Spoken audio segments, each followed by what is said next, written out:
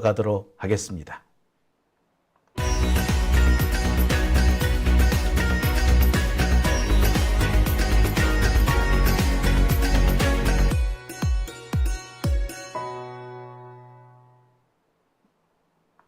네, 오밤중의 뉴스 함께하고 계십니다. 이번 주제는 오늘 열렸던 재판 관련 소식 준비했습니다. 오늘 김용 전 민주연구원 부원장에 대한 재판, 항소심 재판이 열렸습니다. 그러니까 김용 부원장이 이 보석으로 풀려난 직후 어떻게 보자면 첫 번째로 맞는 이 재판이 될 것 같은데요. 오늘 재판에서는 상당히 중요한 이야기가 나왔습니다. 어떻게 보자면은 향후 이 재판의 결론을 바꿀 수도 있는 중요한 주제가 제기가 됐는데요. 오늘 그 내용을 좀 준비해 봤습니다. 오늘 제 곁에 2분 뉴스 김지호? 강지호입니다. 예, 강지호 PD 나와 있습니다. 예, 안녕하세요. 오랜만인 것 같습니다. 미안해. 내가 지호까지는 내 기억이 나는데 예. 성이 막 생각이 안 나는 거야. 뭐 또 김씨 같은 경우는 뭐 우리나라 대부분 차지하니까 괜찮습니다. 아, 진짜 미안해. 네. 자, 오늘 강지호 PD 오늘 현장 직접 다녀오셨죠? 아, 그렇죠. 근데 네. 이제 처음에 갔었을 때 저희가 당황한 게 원래 2시 재판이었습니다. 아. 그래서 딱 앉아 있었는데 아니 되게 그 재판장님이라든지 그 변호사라든지 우리 이상하게 쳐다보는 거예요. 알고 보니까 시간대가 바뀌어가지고 남의 재판 남의 재판은 아니, 그렇죠. 그래서 그렇지 남의 재판 들어갈 수도 있는 거지 뭘 이렇게 이상하게 보던가요? 아 근데 보니까 그 마약류 살인이더라고요. 배우를 쳐다봤다고 하는데 배우가 너무 무서웠다라고 합니다. 사건 자체가 예, 무서운 사건이었어요. 무서운 사건이었네. 네, 다행히 마주칠 일은 없을 것 같습니다. 잘못됐네. 그래서 이제 3시에 맞춰가지고 다시 들어왔습니다. 그러면은 오늘 법정에서 꽤 오래 있었겠네요. 예, 오늘 한 2시간 20분 정도 가량 재판이 진행됐고요. 네. 여기서 가장 뭐 주도적으로 나왔던 얘기가 뭐가 있었냐면, 이제 강초로라는 사람이 이제 재판장에서 얘기를 했었고요. 감옥에 있으신데, 이 영상을 틀어줘가지고 이야기를 이제 풀어 나갔습니다. 그러면 그 증인 신문을 그렇죠. 원격으로 한 거네요. 원격으로 했습니다. 그리고 원격으로 했고, 이제 두 번째로는 이제 햇빛 관련된 얘기를 한 40분가량 했습니다. 햇빛이요? 예, 그러니까 햇볕 이런 게 되게 이슈가 많았었잖아요.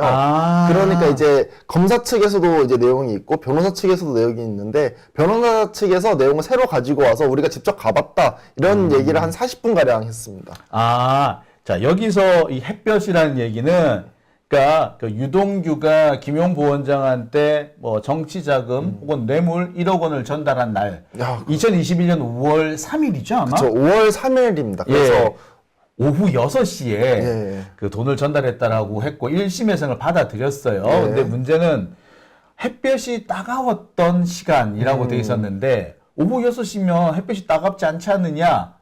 그 논리를 가지고 지금 상당히 지금 공방이 벌어지고 있거든요. 예. 그 부분에 대한 얘기가 있었고요. 예, 그 부분에 대한 얘기가 있고 이제 네. 마지막으로 좀 주도적으로 많이 했던 게 정민용 변호사 이제 진술이라고 해야 될까요? 증인으로 나와가지고 이제 얘기를 하는 건데 그 얘기를 주로 이뤘습니다. 근데 여기서 가장 중요하게 느꼈었던 게 이제 선배님이 말씀하셨던 그 햇볕 관련된 그 시간 그리고 구글 타임라인 관련된 이야기가 나왔기 때문에 아마 이 두 가지 이야기로 중점적으로 얘기를 하지 않을까라는 생각이 들어요.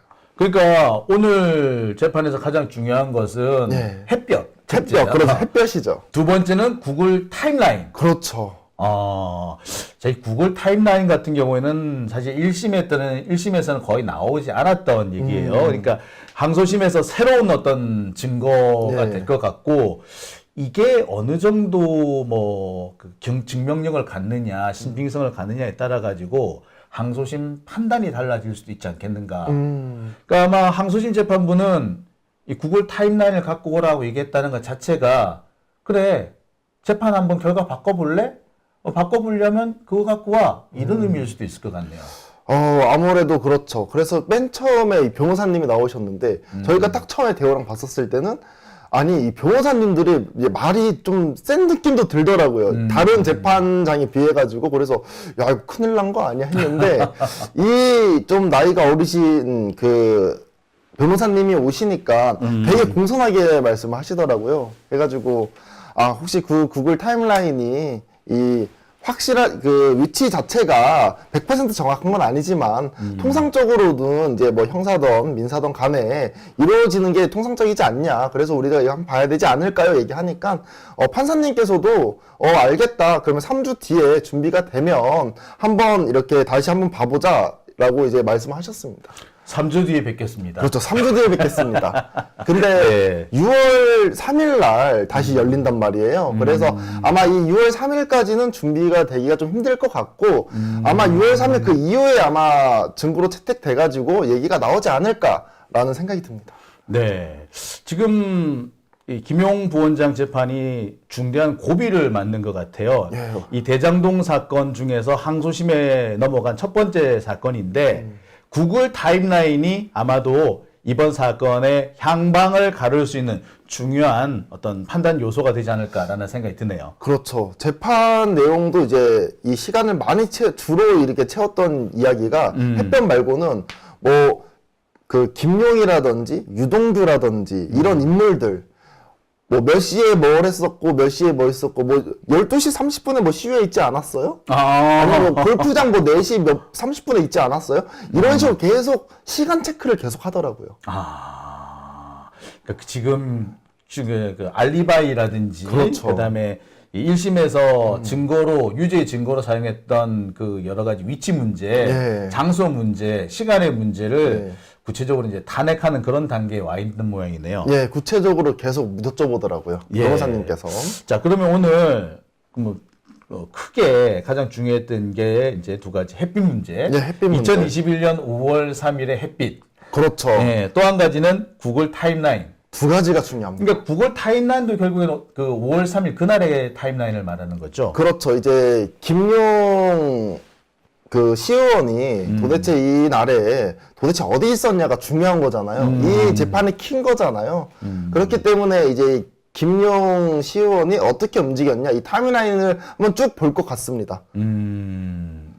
근데 여기서 중요한 대목이 바로 이 5월 3일, 2021년 5월 3일인데, 그러니까 결국 햇볕도 그렇고 타임라인도 그렇고 2021년 5월 3일이잖아요. 이게 왜 그렇죠. 중요한지 혹시 아시죠? 사실은 여기 와서 알았습니다. 선배님이 이렇게 설명을 해주시더라고요. 예. 제가 여기서 간단하게 확인을 드리면 그래요. 이게 2021년 5월 3일은 유동규가 이른바 유원홀딩스 사무실에서 김용 부원장한테 1억 원을 전달했다. 뇌물 혹은 정치자금 1억 원을 전달했다라는 날이에요. 이 돈은 나중에 최종적으로 이재명 대표한테 갔다라고 유동규는 주장을 하고 있죠. 근데 김용 부원장은 받은 적이 없다라고 주장합니다. 지금까지 검찰은 이 6억 원 유동규가 남욱으로부터 8억 원 정도를 받아서 이 중에 6억 4천만 원 정도를 김용 부원장에게 전달했다. 약 3차례에 걸쳐서 나눠서 전달했다라고 주장하고 있고 이것이 뭐 대선 자금이다. 이렇게 주장을 하고 있습니다. 근데 김용 부원장은 나 받은 적이 없어.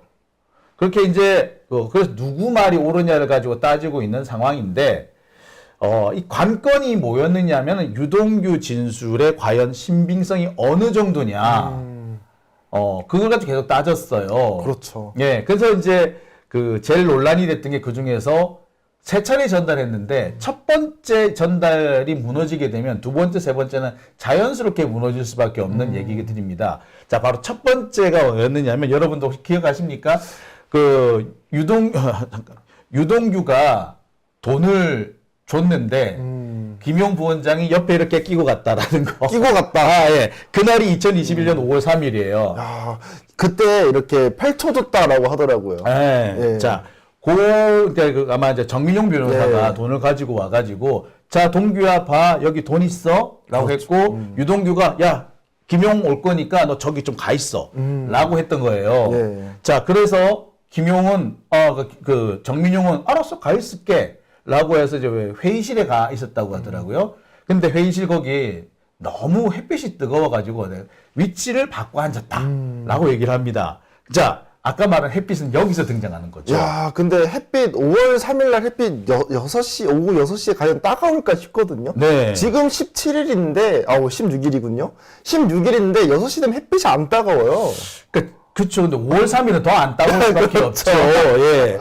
그러니까 지금 제일 당황스러운 대목이 그 대목인 거예요. 그러니까 김용 부원장 입장에서는 사실 5월 3일이 예. 처음부터 5월 3일로 확인이 된 게 아니라 맨 처음에는 2021년 3월 4월이었어요. 3월 4월 이랬다가 나중에는 3월 말 이랬다가 4월 초 했다가 자꾸 뒤로 밀려지더니 최종적으로 5월 3일이 된 거예요. 그래가지고 이 변호사님이 5월 3일을 딱 잡아서 얘기하면 약간 검사 측에서 이거 너무 5월 3일을 우리가 완전히 특정 지은 건 아니다. 이게 정황상 이게 5월 3일인 거지. 이런 식으로 좀 따지고 들어오더라고요. 그러니까 검사들도 사실 5월 3일을 자신을 못 한다는 얘기인 거예요, 그게. 그러니까요. 예. 그러니까 그럴 수밖에 없는 게 검사도 그날 줬다라는 걸 확인을 못 했어. 그게 뭐냐면 대신에 말을 짜맞춘 거예요. 2021년 뭐 3월 이후 김용 그 의원이 적어도 서울 혹은 이 수원에 있는 날이어야 되잖아요. 그렇죠. 있어야죠. 예. 그리고 그날이 맑은 날이어야 돼. 햇빛이 따가워야 되니까. 따가워야 되니까. 그리고 김용 부원장이 적어도 그 유동규 사무실 근처를 갔었어야 돼. 그렇죠. 적어도 근처까지는 갔었어야 그렇죠. 돼. 자, 그렇게 보니까 날짜가 하나도 안 나오는 거야. 날짜가 안 나오는데 그나마 끼워 맞춘 거를 해보니까 5월 3일. 네, 일단 햇빛이 따가웠다가 되려면 3월은 무조건 날아가는 거야. 그렇죠. 그래서 4월 초도 날아가요. 그렇죠. 그래서 결국에 4월 말이었는데 문제는 4월 말에 그해 2021년 4월 말에 날씨가 햇빛이 따가울 정도로 맑은 날이 없었어. 아이고야. 그래서 5월 3일이 된 거예요. 검사도 그날이 맞는지 몰라. 예. 자, 그런데 김용 부원장은 야, 나는 간 적이 없어라고 했던 거고, 특히 5월 3일이 왜 문제가 됐냐면 1심에서 5월 3일 날 이렇게 보면은 그 유동규나 이 정민용 그 김용 이 세 사람이 함께 만났어야 돈이 전달되는 거예요. 그렇죠. 예, 그러니까 만나야 되니까. 그 정민용이 돈을 가지고 와서 유동규를 보고 야, 형 봐봐. 1억 갖고 왔어. 그래. 이거 놓고 너 저기 가 있어. 그런데 햇빛이 따가웠다. 그런데 김용이 와가지고 돈을 옆에 끼고 갔다. 이렇게 되려면 적어도 그 한 자리에 3명이 다 있어야 되잖아요. 그렇죠. 근데 그날 정민용하고 유동규가 각각 따로 거기에 무슨 골프장 가서 골프를 쳤어. 그죠. 골프장 이야기도 계속 나오고. 그러니까 골프장 얘기가 나왔던 거예요. 골프장이 2명에서 같이 칠 수 있는 게 금액으로 따져가지고 딱 이틀 정도 나온다라고 하더라고요. 예. 그러니까 이제 시간대가 안 맞기 시작한 거예요. 처음에는 검찰이 5월 3일 한 서너 시, 2시, 3시 이렇게 생각을 했다가 이제 거기 또 뭐가 걸렸느냐. 네. 김용 부원장이 그 사무실에 있었다는 게 확인이 돼요. 컴퓨터 사용 기록을 보니까 로그인 기록이 있는 거야. 로그인 기록이. 네, 그러니까 결국 시간대를 맞춰보니까 이 세 사람이 같이 있을 수 있는 시간이 2021년 5월 3일에는 오후 6시 이후였던 거예요. 예. 근데 이게 문제가 햇빛하고 부딪히는 거야. 햇빛이랑. 그래서 그날 햇빛이 과연 따가웠느냐. 어. 그걸 가지고 논란거리 된 거예요. 그러니까 오늘 계속 햇빛 얘기가 나왔던 거예요. 그래서 저는 이렇게 뉴스 기사를 쭉 읽어보더라도 햇빛 얘기가 되게 많이 왜 나오나? 왜 나오나 싶기도 하고 재판장을 갔는데 아니 이 햇빛은 이래서 블라인드를 쳤습니다 말았습니다 블라인드 반쯤 열렸습니다 이런 얘기만 계속 하더라고 40분 내내. 그래서 이게 중요한 건가 싶기도 하고 판사님 같은 경우에는 약간 어느 정도 이 햇빛 관련된 내용은 확정 지으신 것 같다라는 느낌은 들더라고요. 네. 자, 오늘 김용 부원장의 첫 번째, 사실 항소심으로 보자면은 여러 번 재판이 열렸습니다만, 그, 지난번에 아마 이 김용 부원장이 보석이 허가가 돼가지고, 지난주에 아마 풀려났던 걸로 알고 있거든요. 그러니까, 풀려나고 아마 첫 번째 재판이 될 겁니다. 그렇게 되니까 오늘 상당히 좀 분위기가 좀 남달랐을 거라는 생각이 드는데, 결국 이번 사건의 가장 큰 쟁점은 검찰이 제시한 증거에 관한 얼마나 신빙성이 있느냐. 얼마나. 특히 유동규 진술의 신빙성, 과연 어느 정도 되느냐가 제일 핵심적인 쟁점이 되는 거죠. 특히 이제 이 유동규 진술 같은 경우에는 여러 분야에서 참 논란이 상당히 많습니다. 날짜가 자꾸 안 맞는 데다가 계속 진술이 바뀌어요. 대표적인 것이 명절 떡값을 줬다라는 거거든요. 근데 명절 떡값 줬다고 해놓고 나중에는 떡값 안 줬다고 말을 바꿔요. 준 적이 없다. 그러면서 검찰이 그 당시에도 한번 맹렬하게 그 유동규의 진술을 오히려 검찰 쪽에서 유동규의 진술을 맹렬하게 공격했던 적도 있었습니다. 근데 오히려 그때 유동규는 기억나지 않는다라고 말을 하는 거예요. 자, 그래서 아마 유동규 진술을 얼마나 탄핵하느냐가 이번에 관건인데, 예. 그래서 등장한 것이 관건이 관건이. 햇빛하고 아까 말한 구글 타임라인. 타임라인. 예. 야. 그러니까 구글 타임라인 같은 경우에는 사실 그 김용 부원장이 거기 있었는지 없었는지를 판가름할 수 있는 거의 결정적인 이유가 될 겁니다.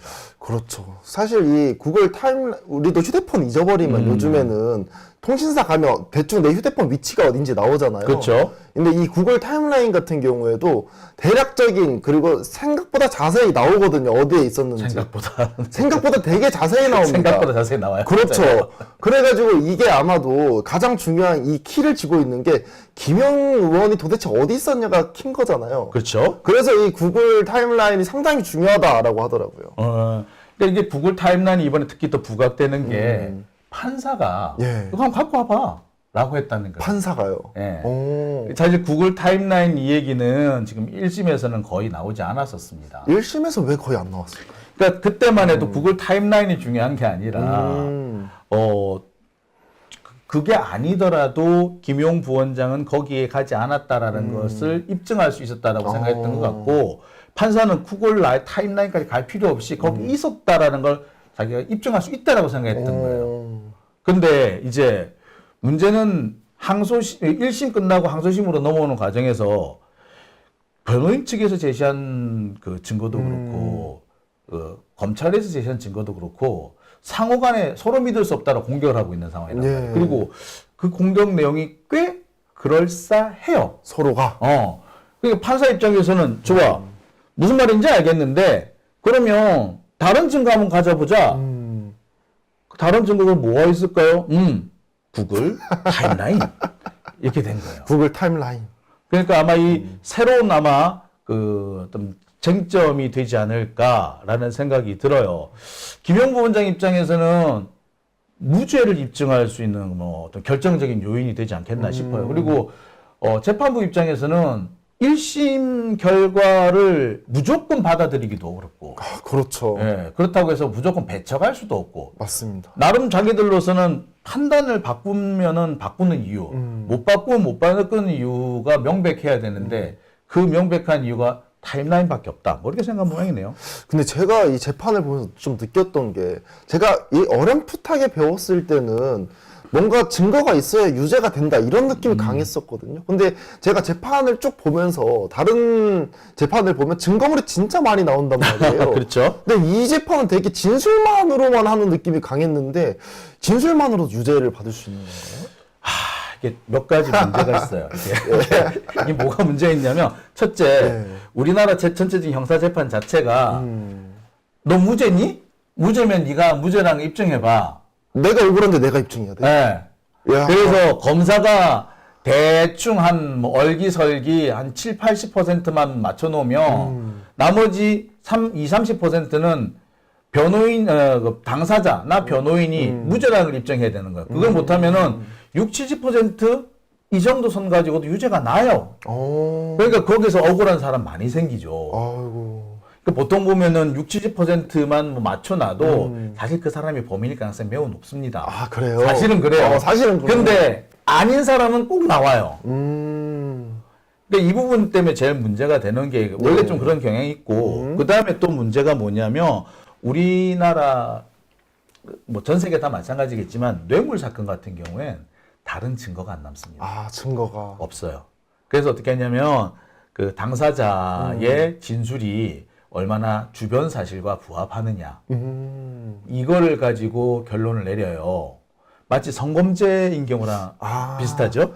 그러니까 재판에서 계속 블라인드 열었냐 말았냐, 반만 열었냐, 아니면 뭐 남쪽에서 열었냐 서쪽에서 열었냐 이런 얘기를 한 이유가 정확해야 되기 때문에. 그렇죠. 그렇군요.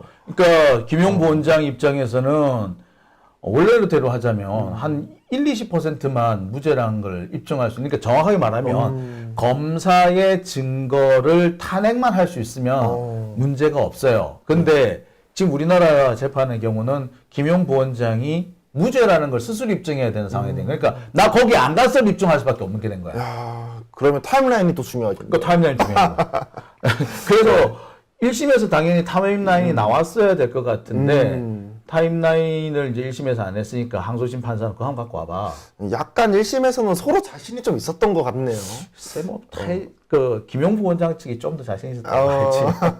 근데 지난 재판까지 보면은 검찰 측에서 구글 타임라인을 그닥 받아들이고 싶어 하지 않는 것 같던데 이번 어떻던가요? 저도 이 구글 타임라인 좀 봤었을 때는 처음에는 이제 변호사님이 이제 일어서서 이제 얘기를 하셨거든요. 이제 걸어가가지고. 근데 약간 이 타임라인 얘기하는 것을 약간 조심스럽게 얘기하시는 것 같더라고요. 이 구글 타임라인 같은 경우에는 뭐 100% 뭐 정확하거나 그렇지는 않지만 뭐 통상적이라는 말을 많이 씁니다.